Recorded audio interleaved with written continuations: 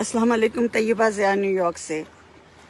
वज़ीर ख़ारजा शाह महमूद कुरैशी, या तो आपके अंदर अक्ल कम है या आप शायद कौम को बेअक्ल समझते हैं। मैंने अभी आपकी एक कहीं पे कोई बयान सुना है वीडियो पे कि आप पता नहीं किससे पूछ रहे हैं, और वही जो आपका एक इंग्लिश और उर्दू का बड़ा एक ड्रामाई अंदाज होता है, आप उसमें सवाल पूछ रहे हैं कि हमारे ये जो ओवरसीज़ पाकिस्तानी हैं, इनके साथ जो ज़्यादती हो रही है, इनके मय्यतें पड़ी हुई हैं, इनको फ़्लाइटें नहीं मिल रही, इनको 2-3 गुना ज़्यादा किराया लिया जा रहा है, ये कौन लोग कर रहे हैं?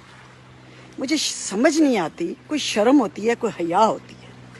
आप लोग कुर्सी पे बैठे हुए हैं, आप लोग हाकिम वक्त हैं, आप लोग साहब इख्तियार हैं, आप लोग साहब इक़्तिदार हैं, तो आप ये सवाल किससे पूछ रहे हैं? मेरे जैसा कोई पूछे, हमारे जैसा ओवरसीज पाकिस्तानी कोई पूछे, या कोई आम शहरी पूछे, तो कोई कॉमन सेंस भी लग। आप पूछ रहे हैं कि ये इनके साथ जुल्म कौन कर रहा है? ये जो ओवरसीज पाकिस्तानी बाहर फंसे हुए हैं, इनसे 3-3 गुना की टिकटें कौन खरीदने पे मजबूर हैं? इनके लिए परवाजें क्यों नहीं चल रही? इनकी मय्यतें और लाशें पड़ी हैं। ये कौन कर रहा है? ये सफारत खाने नहीं कर रहे, ये हुकूमत भी नहीं कर रही, और फिर साथ आप ये भी कह रहे हैं कि जी ये वो लोग हैं ओवरसीज पाकिस्तानी जो 10-10 रुपया दे के, 10-10 रियाल, 10-10 डॉलर दे के जिन्होंने पीटीआई बनाई, जिन्होंने हमें सपोर्ट किया, जिनकी वजह से आज हम हुकूमत पे हैं। शर्म नहीं आती ये एक्टिंग करते? मेरे जैसे, मैं एक आम बंदी, हालांकि अपने घर में आराम से बैठ के रोटी खा रही हूँ, लेकिन मैं सारी रात जागती हूँ, मैं सारी रात रोती हूँ कि मुझे इतना दुख होता है ये सोच के कि वो मजदूर जो अपने बीवी बच्चे, अपने माँ बाप पाकिस्तान छोड़ के गल्फ में, सऊदी अरब में, इटली में, जर्मनी में, यूरोप में, अमेरिका, कनाडा, पूरी दुनिया में सिर्फ रोजगार के लिए गया,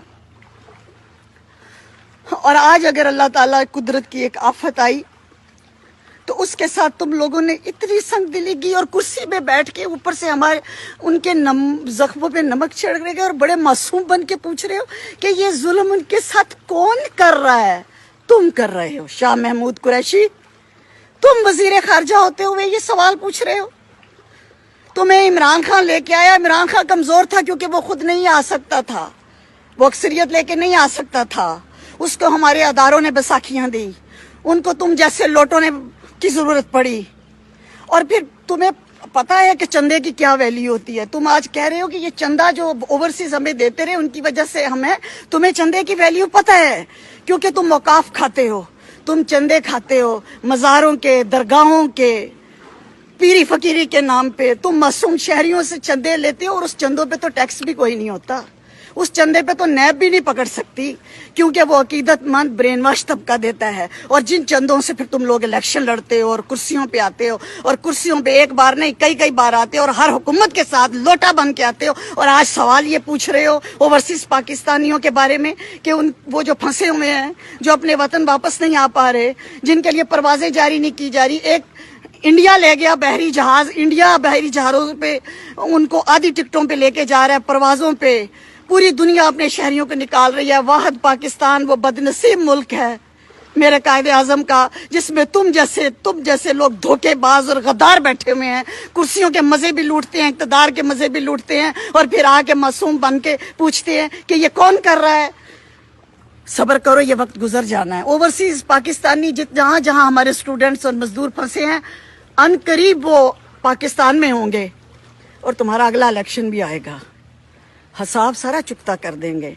इन्ना लिल्लाहि व इन्ना इलैहि राजिऊन।